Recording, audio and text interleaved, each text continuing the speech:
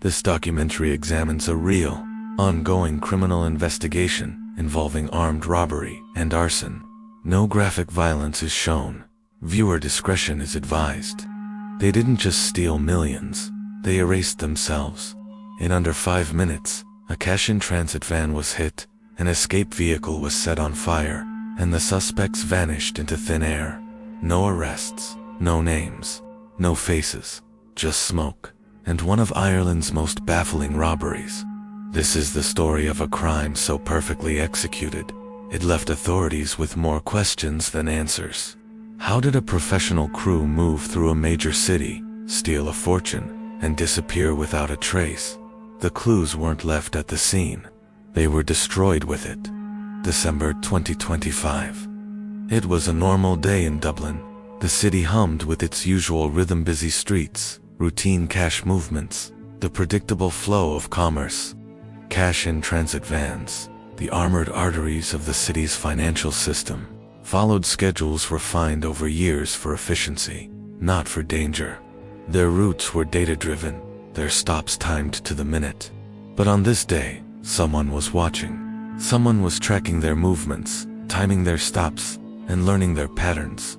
They weren't just observing, they were studying, they were preparing. Because when the ambush finally came, it was nothing short of flawless.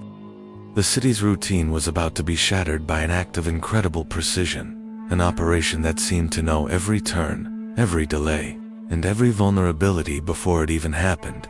The day Dublin stopped began with the quiet confidence of a crew who knew they had already won. As the van moved through a carefully selected corridor of the city, the trap was sprung. Multiple vehicles, seemingly random traffic just moments before, converged and boxed it in.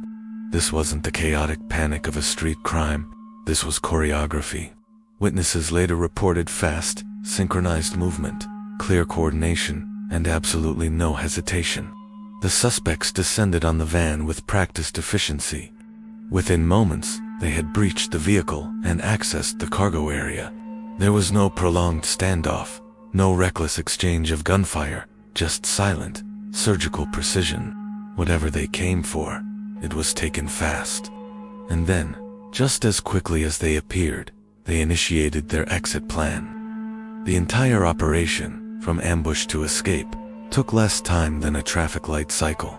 They were ghosts in the system, and their work was almost done. Minutes later, miles from the robbery scene, their primary escape vehicle was discovered, fully engulfed in flames.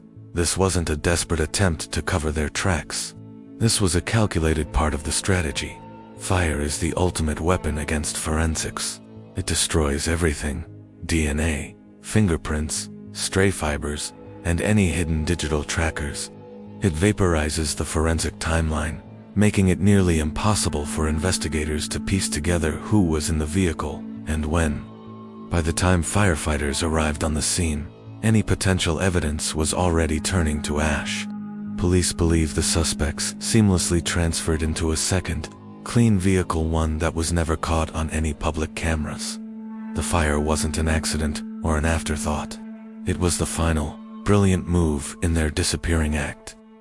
In the immediate aftermath, authorities refused to confirm an exact amount stolen, a standard procedure in high-value robberies to avoid speculation.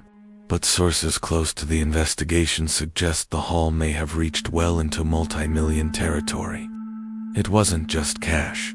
These vans often carry other valuables: high-value transport consignments, precious metals, or sensitive documents. Cash-in-transit vehicles don't carry random sums of money. They carry scheduled transfers that are timed, logged, and insured down to the last cent.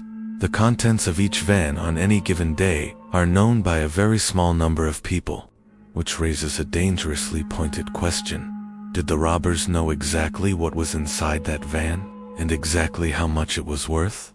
The precision of the hits suggests they weren't gambling. They knew what they were taking.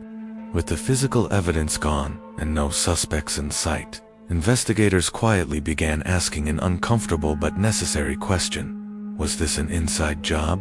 The timing was too perfect. The route choice was strategically brilliant.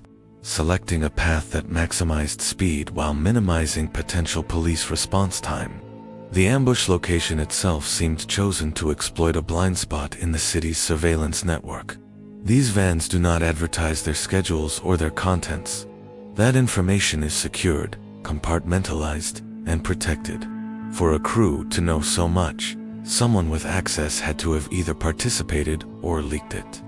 The possibility sent a chill through the security industry. Police have never publicly confirmed insider involvement, but more importantly, they haven't ruled it out either. The silence on that front speaks volumes. Days later, with the investigation hitting a wall, police made a rare and telling move. They released a compilation of CCTV and dashcam footage to the public. It was a silent admission that their internal leads had run dry. They needed help. They needed a million pairs of eyes to scan the grainy images, hoping someone, somewhere, would spot something they had missed. Somewhere in those silent frames could be a critical clue, a partial face, a getaway vehicle turning down an unexpected street, a simple mistake made in the heat of the moment.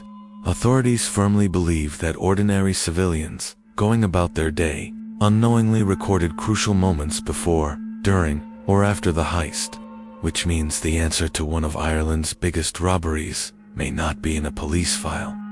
It may already exist on someone's phone. Criminal experts reviewing the details of the robbery all agree on one thing. This was not the work of amateur criminals. The suspects showed a level of discipline and coordination rarely seen. They had a clear and effective exit plan, and they executed a near-perfect evidence elimination strategy with the fire. These are the hallmarks of a professional, organized crew, not a group of opportunists who got lucky. These are crews that rehearse their operations for months. They are crews that are skilled at disappearing, melting back into society, or across borders without a trace. They are crews that don't brag or flash their wealth, understanding that silence is their greatest protection. And most ominously, they are crews that rarely strike twice in the same city, making this potentially a one-time ghost operation. So, the questions remain, hanging over the city like the smoke from the getaway car. Who planned the Dublin cash-in-transit robbery with such military precision? How much was really stolen from that van? And did the suspects manage to leave the country before the police even knew what had happened? Because this wasn't just a theft. It was an execution of a plan so flawless, it bordered on art. And somewhere out there, the people who pulled it off are watching the investigation unfold. Just like the rest of us, knowing they are still free. Subscribe to Criminal Verse, where every crime hides a story.